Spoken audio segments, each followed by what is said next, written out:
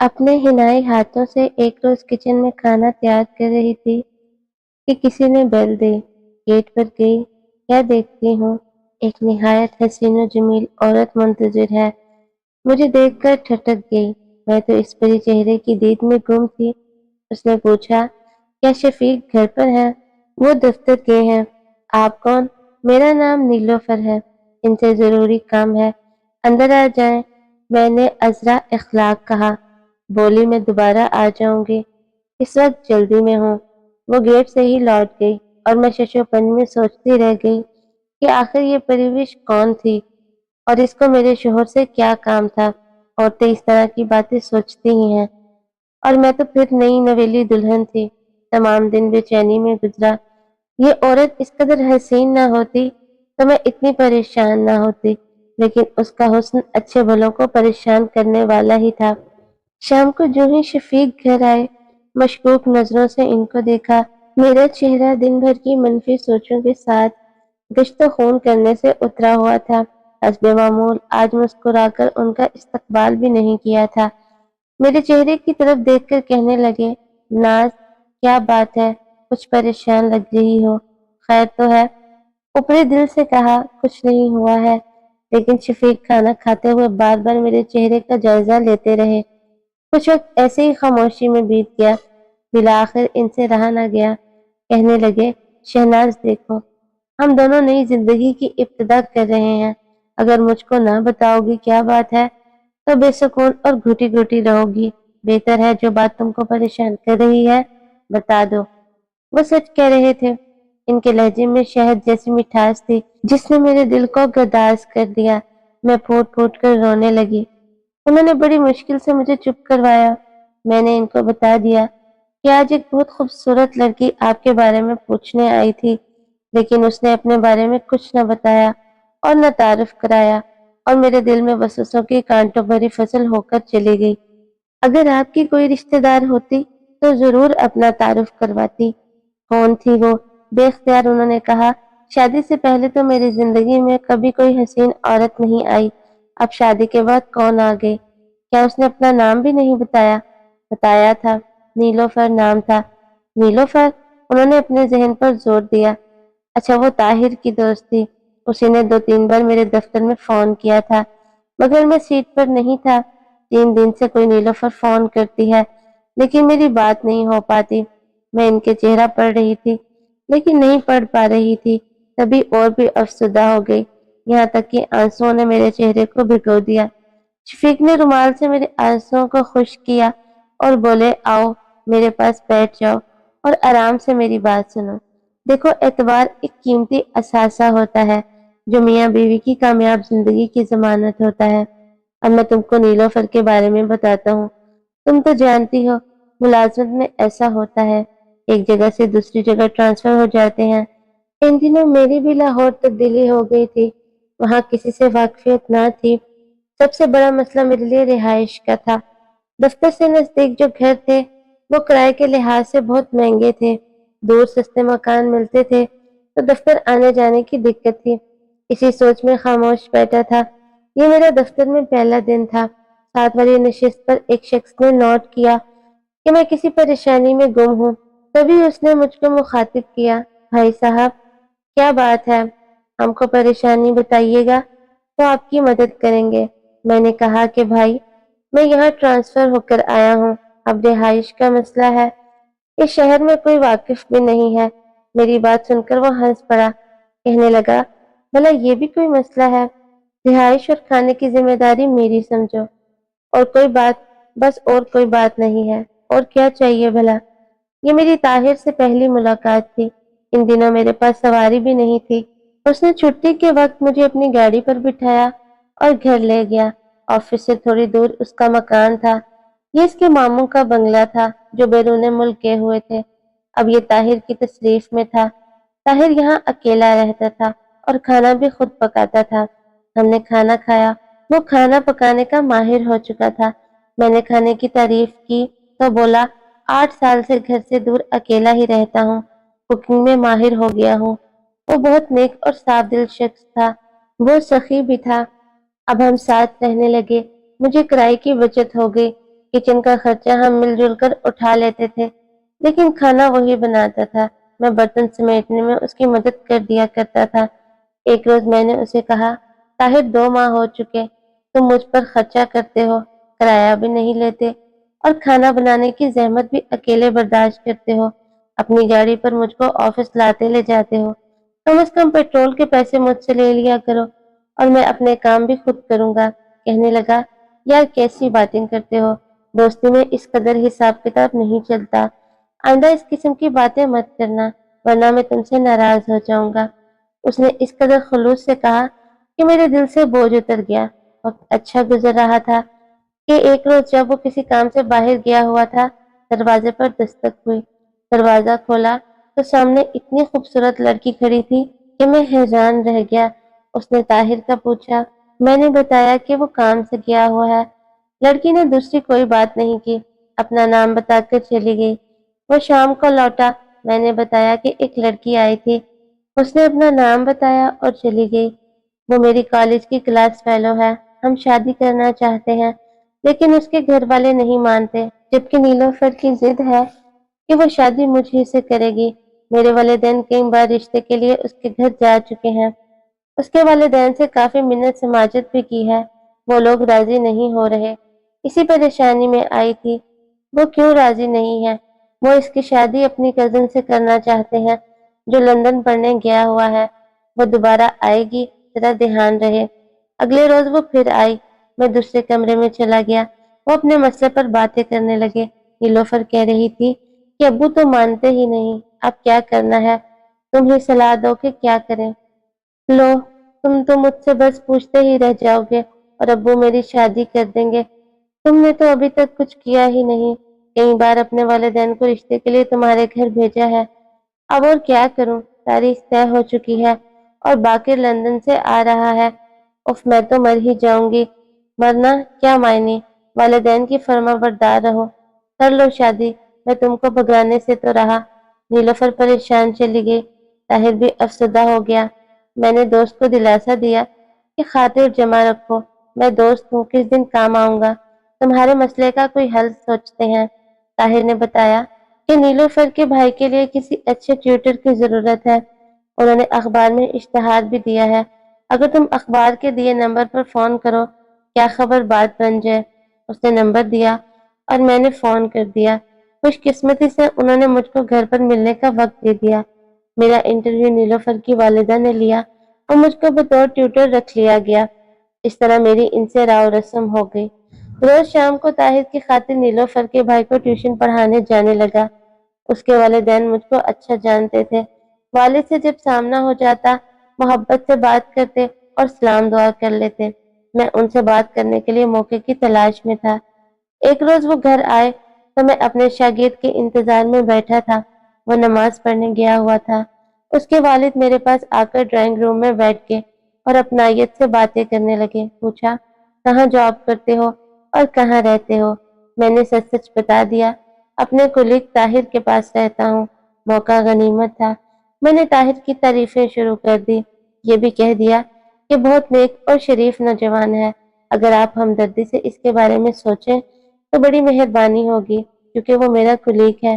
یہ سن کر موصوف کے چہرے پر غصے کے آثار نمایاں ہو گئے، مگر ضبط کر گئے، یعنی کیسے ضبط کی، ورنہ چہرہ تو بتا رہا تھا کہ میرے منہ پر تھپڑ مار دینا چاہتے ہیں۔ بہرحال قصہ مختصر، انہوں نے کہہ دیا کہ میری لڑکی کی منگنی میرے بھائی کے بیٹے سے ہو چکی ہے، آئندہ یہ بات کبھی مت کرنا۔ میں نے سمجھ لیا کہ یہاں طاہر کی دال گلنے والی نہیں ہے، لہذا خاموشی اختیار کر لی۔ سوچا کہ بیچارے طاہر کو یہ سب بتا کر کیا تکلیف پہنچاؤں کہ اس کے خوابوں کی تعبیر یہاں سے اب کبھی اسے نہیں ملنے والی تھی۔ اگلے دن میں نے نیلوفر کے گھر ٹیوشن پڑھانے جانا چھوڑ دیا اور طاہر سے کہہ دیا کہ ان لوگوں نے منع کر دیا ہے، میں خود جانا نہ چھوڑتا تو وہ مجھ کو گھر آنے سے منع کرنے والے تھے۔ تبھی 1 ماہ پہلے ہی نیلوفر کی قسمت کا بھی فیصلہ ہو گیا۔ اس کے والد نے باقر کے آنے کا بھی انتظار نہ کیا اور ٹیلی فون پر ہی بیٹی کا نکاح پڑھوا دیا۔ اب نیلوفر کے گھر سے نکلنے پر بھی پابندی لگ گئی تھی۔ اس کی ملازمہ آ کر اس کا احوال بتاتی تھی۔ جب نکاح کے بارے میں ملازمہ نے طاہر کو بتایا تھا اس نے عورت کی باتوں کو ضبط سے سنا، لیکن اس کے جانے کے بعد اپنی کن پٹیوں پر ہاتھ رکھ لیے، جیسے اس کے دماغ کی شرانیں پھٹنے والی ہوں۔ وہ اوندھے منہ بستر پر پڑ گیا۔ میری ہمت نہ ہو رہی تھی کہ اپنے دوست سے کلام کروں۔ رات کو بالآخر اس کے پاس جا بیٹھا اور کہا، طاہر، اللہ تعالیٰ کی مرضی جان کر قبول کر لو، کیونکہ اس کے آگے کسی کا زور نہیں چلتا، شاید کہ اسی میں کوئی بھلائی ہو۔ اس نے کوئی جواب نہ دیا۔ کیا جواب دیتا؟ آج اس کے ارادوں کے محل زمین میں بوس ہو چکے تھے۔ اسے سمجھانا بیکار تھا۔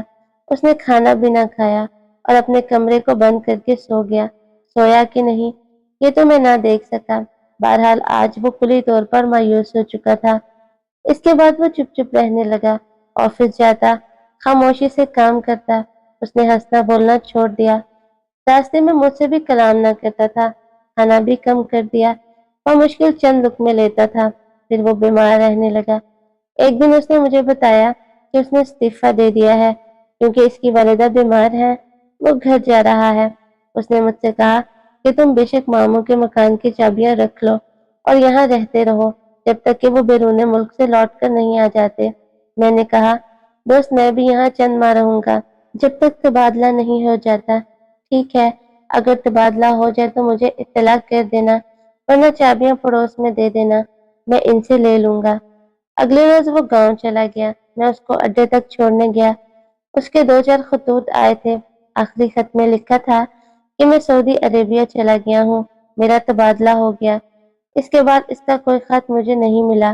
اس کا پتہ بھی میرے پاس نہیں رہا ہے۔ اس واقعے کو 3 برس ہو گئے ہیں۔ دل میں خلیج سی رہتی ہے کہ کاش اس سے مل پاؤں، اس کے گاؤں جا کر معلوم کروں۔ بس وقت ہی نہیں ملا، اگرچہ طاہر کو بھلا نہ سکتا تھا، مگر وقتی طور پر وہ میرے دھیان سے اتر گیا تھا کہ آج نیلوفر کے آ جانے سے ساری کہانی ذہن میں تازہ ہو گئی ہے۔ خدا جانے کیسے اتنے دنوں بعد وہ مجھ کو ڈھونڈتے یہاں تک آ پہنچی ہے۔ کیا بات کرنا چاہتی ہے؟ یقیناً کوئی اہم بات ہی ہوگی۔ شفیق کی زبانی یہ کہانی سن کر میرے دل میں نیلوفر کے لیے نرم گوشہ پیدا ہو گیا۔ میں نے اپنے شوہر سے وعدہ کر لیا کہ اب اگر وہ آئی تو میں بٹھا لوں گی اور آپ کو دفتر فون کر کے بلوا لوں گی۔ توقع کے مطابق ہفتہ بھر وہ پھر آ گئی۔ چھٹی کا دن تھا۔ شفیق گھر کا سودا لینے گئے ہوئے تھے۔ میں نے اس کو خوش آمدید کہا۔ اس کا اعتماد قائم ہوا۔ میرے بلانے سے وہ گھر کے اندر آ گئی۔ میں نے اس کو بٹھایا اور تواضع کی۔ اتنے میں شفیق بھی آ گئے۔ دعا سلام کے بعد نیلوفر نے ان کو بتایا کہ میرا ٹیلی فون پر نکاح ہوا تھا، لیکن فسخ کرا لیا گیا تھا کیونکہ باقی نے لندن میں شادی کر لی۔ اس صدمے سے والد صاحب بیمار ہو کر چلے گئے۔ اب میں خود مختار اور آزاد ہوں۔ امی میری طاہر سے شادی پر راضی ہیں۔ انہوں نے ہی کہا ہے کہ تم سے رابطہ کروں اور تم طاہر سے رابطہ کرو۔ شفیق نے نیلوفر کو بتایا کہ ان کا طاہر سے رابطہ نہیں ہے اور نہ علم ہے کہ وہ کہاں ہے، کیونکہ اس نے سعودی عربیہ جانے کے بعد رابطہ رکھا ہی نہیں۔ انہوں نے وعدہ کیا کہ وہ فرصت ملتے ہی طاہر کے گاؤں جا کر پتہ معلوم کریں گے۔ 15 روز بعد عید آ گئی۔